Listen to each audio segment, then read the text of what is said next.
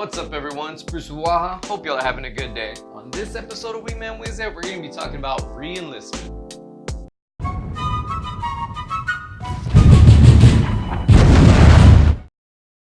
Now there are plenty of reasons why a person would re-enlist or choose to separate out of the military.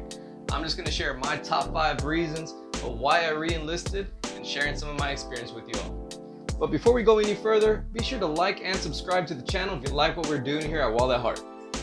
Alright, let's get into it.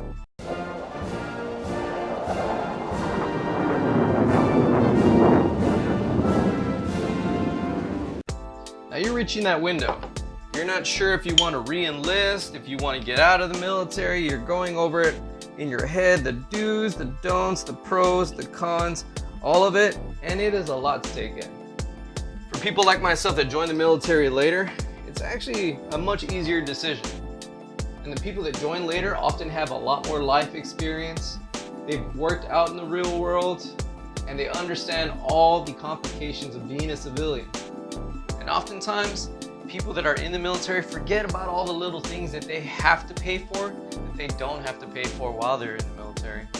For instance, personally, before I joined the military, I was a bartender and a restaurant manager.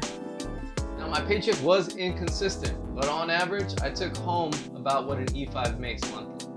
But I had no benefits, so anything that came up, I had to pay out of pocket or had to pay a very high premium on insurance. You also think about where your next meal is going to come from, how you're going to purchase groceries, rent. There are a multitude of things that you simply forget about while you're in the military that civilians have to pay. Now don't get me wrong, I know what you're thinking. Yeah, but I do whatever I want. Yeah, you do. But you're gonna pay for it too. And that brings me to topic number 1, education and finances. Now I came in with a degree already, which means I have some student loans that I'm paying off. However, the Soldiers and Sailors Act helps alleviate that burden. But you will have that education benefit to help you out since you are a military veteran. But once again, like I mentioned, all those little bills that you don't think about are sitting there waiting for you every month. And while you're in the military, just get as much education done as you can. Because once you get out, you're going to have the Soldiers and Sailors Act, you're going to have your education benefits, and you're going to have other grants that are given to you. However, you can't anticipate what life's going to throw at you. So why not just get it all done while you're in? So once again, education taken care of for in the military. Finances set you up right in the military. Now you can be a civilian and have all your finances taken care of, and people that I know that have separated out of the military tell me the same thing. You have to work twice as hard, but you get to do what you want. So in the end, it's really just up to you. Alright, number 2, traveling. Now while you're in the military, you can constantly PCS, you can deploy, you can go TDY, you have all these travel arrangements that can be paid for. And oftentimes on the civilian side, traveling is just a luxury that some people can't afford. I remember having to save up a whole year just to take a small vacation within the US. So if you're completing your first enlistment and you've only been to one base, my recommendation to you is re-enlist. You can have that second opportunity to really travel. I know that was a big thing for my re-enlistment, and I'm definitely glad that I did. And like I mentioned in a previous video, don't let a bad supervisor or a bad experience at your first base deter you from having an opportunity to travel around the world and see different places. Go ahead and re-enlist, volunteer for that remote assignment, and then after that, and you never know where you're going to go from there. And number 3 on the list are the different challenges you're going to face immediately if you separate. And oftentimes you already know that in the military, it's not do what you want, it's do as you're told. And though as a civilian, that is flipped around. But that also means that you have no second chances. Oftentimes you get one chance on the civilian side and you can find yourself in a bad situation real fast. And as soon as you get out, you're going to be starting over. That means housing, that means employment, that means medical, dental, all the different things that were just given to you in the military.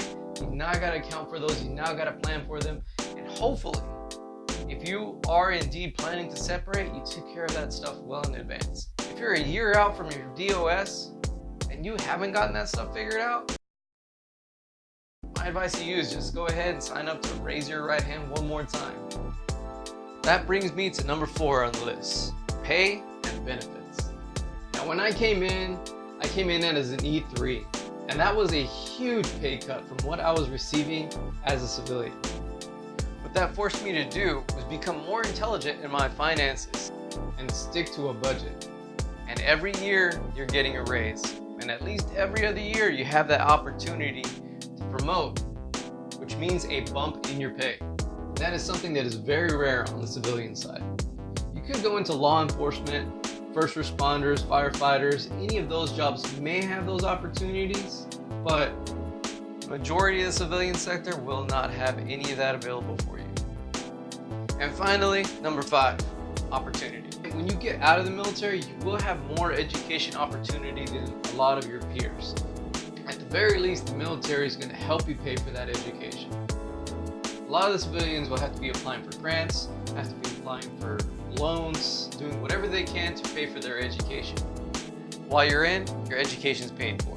If life changes your interest, then your education can change to those interests with little or no cost to you. So your opportunity to broaden your education in the military is actually much more beneficial than getting out on the civilian side.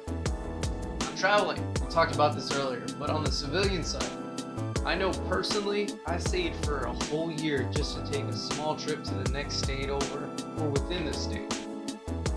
In the military, traveling is just part of the job.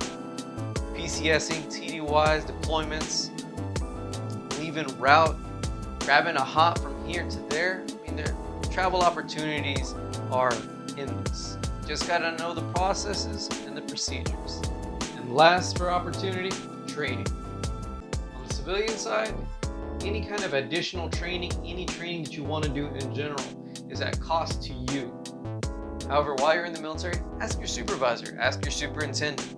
If you're interested in a specific type of training, there's a good chance that you can go on it. And like I mentioned before, if life changes your interest, there's always cross-training into a new job.